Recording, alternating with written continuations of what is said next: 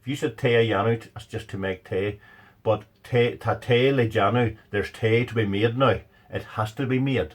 It must be made. Sort of. There's a sense of purpose there that it's almost compulsion nearly, right? Okay.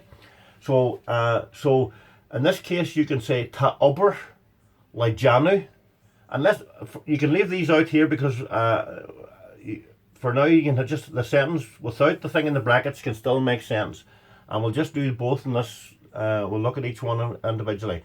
Ta ober le janu, there is work to be done. To be done. That's the verb to do. So to be done, right? There is work to be done. And you would say that a lot. Like, so that's a strong, if you really mean that something must be done, you know, if something has to be done, ta ober le janu. Mo, never mind this slacking about, folks, right? Ta ober le janu. So just use your verbal noun and stick le in front of it, right? To give that strong purpose. If you want to say to somebody, you have work to do, you're actually saying there's work to be done at you, right?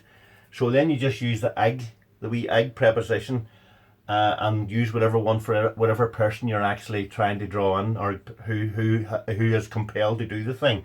So ta ober le janu agat, you have work to do. There is work to be done at you. You have work to do. There's no time for this messing about. Ta ober wala le janu agat, you have homework to do. If you were chatting to a child, okay? Ta ober wala le janu agat, right? And shin le togail, to be built, right? And this togail can also mean le togail means to be reared or to be brought up.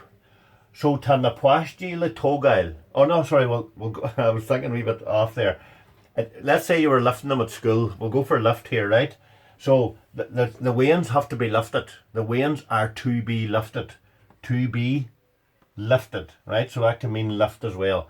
So ta na pwashti la togail. Ta na pwashti la togail. The wains are to be lifted. So the wains have to be lifted.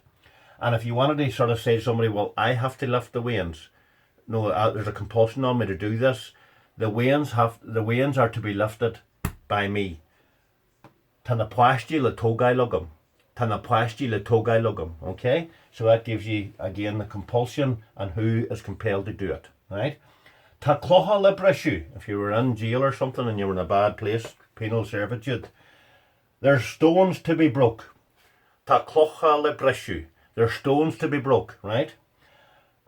We have stones to break. In other words, the compulsion is on us, so it's again. Again is at us. So ta clocha le brishu again, right? Ta ober le janu again. We have work to do. Ta na pwashti le togail again. We have the wains to lift. We have to lift the wains. And notice how none of the le doesn't cause any shevu, no matter what the gender is here, or even if it's a plural, the le just keeps everything the way it is. Apart from one starts with a vowel, it'll get a hitch. But everything else just stays the same, so the le is very easily used. Ta ninyog le jeshu, the window is to be fixed. Aku, they have to fix the window. The window is to be fixed by them. To be fixed. It has to be done. It's a compulsion. Ta narangana le tosu, the classes are to be started imi van for in September. So the classes must be started in September. There's a compulsion. Ta narangana le tosu aku, they have to start the classes. The classes are to be started by them. Okay? Fi bariok le hall agaf. Well, fi bariok le hall, there was too much to drink. So there was too much drunk had, or to be drunk, right? But I suppose it's better if you stick this in this time. Just agav is by use. There was too much to be drunk by use. In other words, you just drank too much. Fi bariok le hall agav, you just had too much to be drunk or to drink, right? Okay? You just had too much to drink.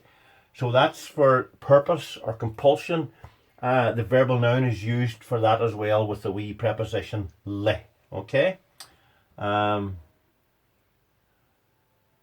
Now, there's a slightly, again, don't be moving on to any of these if you haven't got the previous slide internalized, right?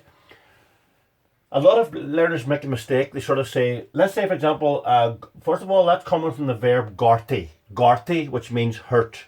And if you were saying hurting, it's ag gartu. And then malau agortu, to hurt my hand, if you're that, to hurt my hand.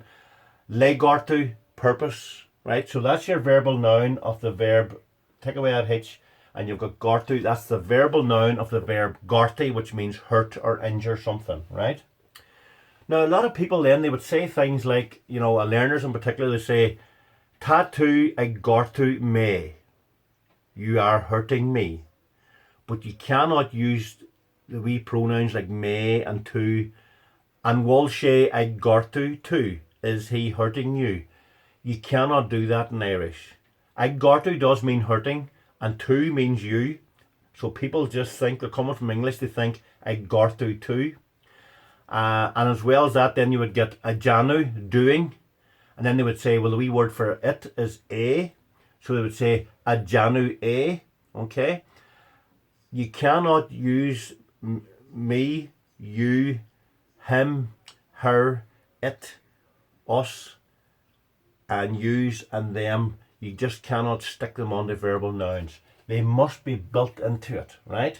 So if you want to say, he is hurting me, you do not say agortu me. You say, he is at my hurting, right? Tashe dom mo gortu. And the mo always causes a shevu. He is at my hurting. He's hurting me. Tashe domo gortu. Tatu domo gortu. You are hurting me. Tatu domo gortu. You're hurting me. You are domo gortu. Hurting me. Okay? And then tashe dodo gortu. He is hurting you. So it's at your hurting. Tashe dodo gortu. Tashe dodo gortu. He's hurting you, okay?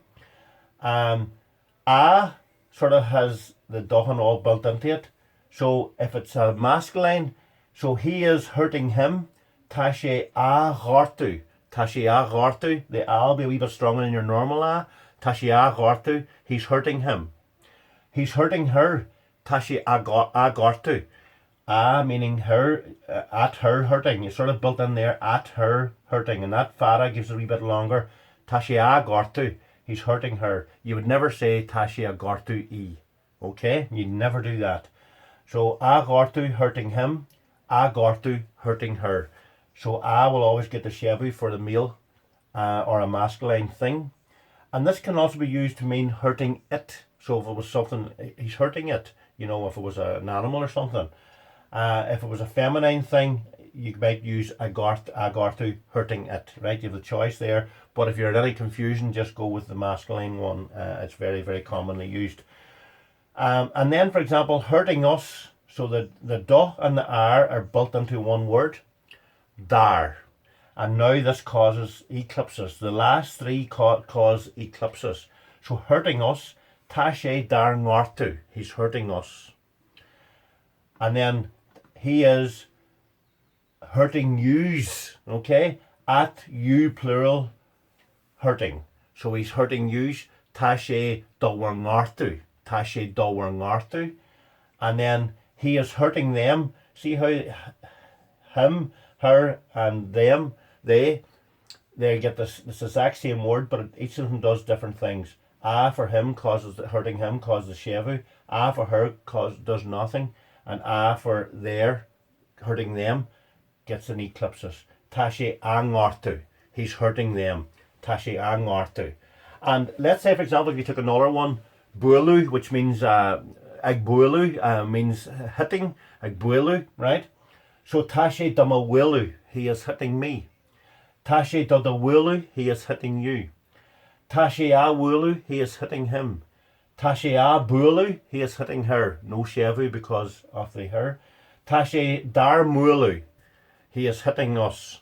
Tashe darmulu. Vishe darmulu, he was hitting us. Tashe dawarmulu, he is hitting yous. Agus tashe amulu, he is hitting them. Okay? So that's how you operate that. Now, what I want to say is this here. While this might not be used a whole lot, right? It's important to know it because it's a basic mistake a lot of people make. But the one in particular that you should remember at least is these ones here for it doing it or hurting it or hurting him or her, and this one for they, because they tend to be used a lot more common. And here's sort of some examples, hopefully, on the next page, right? So these are from the third. Remember the hurting it or hurting him or her. But here's how you can also use, you can see, right? Say, for example, if you were saying, for example, we didn't learn there that doing is a janu, but you would never say a janu a for doing it, okay? You would say ta me a janu, I am doing it. The a fara has the it and all built into it. You don't say ta me a janu a, you don't use the ig with the g or nothing here. You say ta me a janu, I am doing it.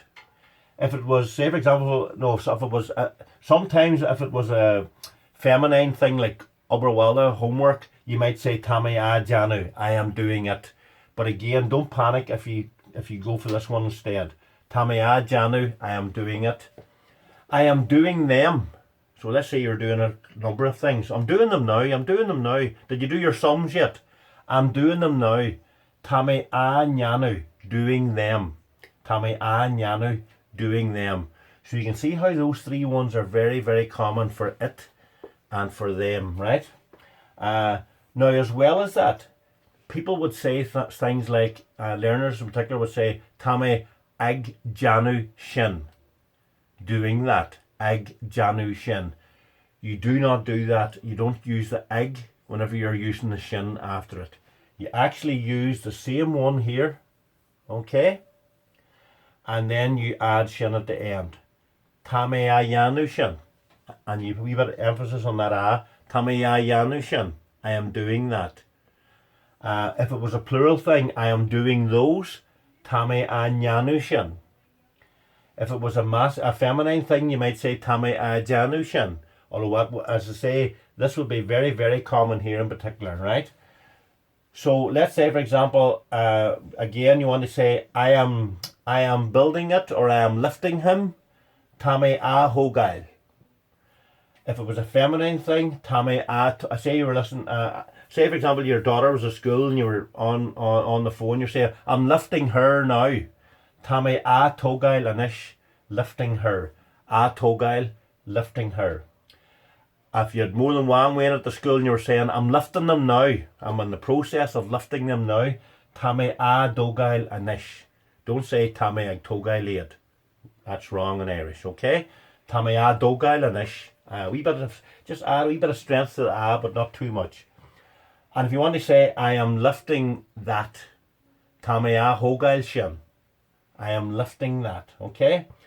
I am lifting those. Tame a dogail shin. So if you're going to put that or those with it, keep the same structure here, whether it's a plural thing or a masculine thing or a feminine thing. But any doubt at all, use that there, fall back, use that as your default position there, lifting that, okay? And one final example there, Tame a glanu, I am cleaning it. You don't say a glanu a. Tame a glanu, I am cleaning it. Say it was a window you're talking about, that's a feminine thing. Tame a glanu, I'm cleaning it. And you knew you were chatting about the window. Tame a glanu, I am cleaning them. Okay? And finally, Tame a glanu shin, I am cleaning that. Okay? I am cleaning that now. Okay? And the final, I think, the final page, the verbal noun sometimes can fall down on the side of being more a noun than a verb, okay? And that's why they call it the verbal noun. And sometimes you can actually use the word the with it as well. So for example, ta unscrew, tawatach. And I suppose, what is a noun? I suppose it can be a thing, a place, or a person, right? But it can also be a concept, okay? So the whole concept of writing, the whole area of writing, that sort of area, you could sort of say the writing. In Irish, you could say the writing, but I suppose in English we would say writing is important. And what we mean there is the whole skill, the actual whole area, the concept of being able to write is important. In that sense, you can actually use your verbal noun as a thing almost, as a skill. Ta and skriu tawata. Ta an scríú táhata. The writing is important. And the same way alcohol, drinking. But here we actually have no way you sort of say, no way sometimes we would say, no, drinking is bad for you, right? Well, we don't mean, so drinking in that sense, the whole area of drinking, the concept of drinking, right? That area. So you can actually say the drinking, the drink, or the drinking. So you're using it almost like a noun. So the drink is bad for you. Ta an tall go haltich. Some of you might have heard the wee phrase, nuair a bhíonn an tall is tí, being an kiel and wee. When the drink be's in, the what be's out. When the drinking's in, the what is out, right? Here's another example of, you can sort of see how it's semi more like a noun. Fuair sé, he got, and you always get things, right? So the nouns. Fuair sé tógáil way, he got a good upbringing. So in that sense, you're actually describing the noun here. An upbringing as a thing or a concept. And then, so he got a good upbringing. Fuair sé tógáil way. Fuair sé tógáil way, okay? And then the injury or the hurt, no way like ag gortu is hurting somebody. Well, the actual injury itself then could be called an gortu. And it's the exact same spelling as the verbal noun, because that's why it's actually more or less hinting that sometimes it can act as a noun as well, a thing, the actual pain or the thing you see. So tan gortu a getting yisfar, the injury is getting better, okay? Ta glanu more shul and you. There's a big clean-up. So ag glanu cleaning, but then you mean a sort of like a clean-up or that whole area of cleaning. Ta glanu more shul and you, a sort of functioning more like a noun there. There's a big clean-up on today. Ta an osculch efficul on the new. Ag osculch is opening, your verbal noun, but an osculch, the opening, the actual event, the thing itself. So it's acting as a noun there. Ta an osculch efficul on the new. The official opening is on today. And again, that's the verbal noun functioning more as a noun, right? And you'll find that with a lot of them that you can actually use it. You can actually nearly use the along with them, An tógáil, the upbringing. An glanu, the cleaning. An gortu, the injury. An osculch, the opening or whatever, okay? So basically that's it. Hopefully you've learned something from that. So, go raibh maith go bhas éisteacht agus tuca mé ar ais le coppla ceanella. Okay.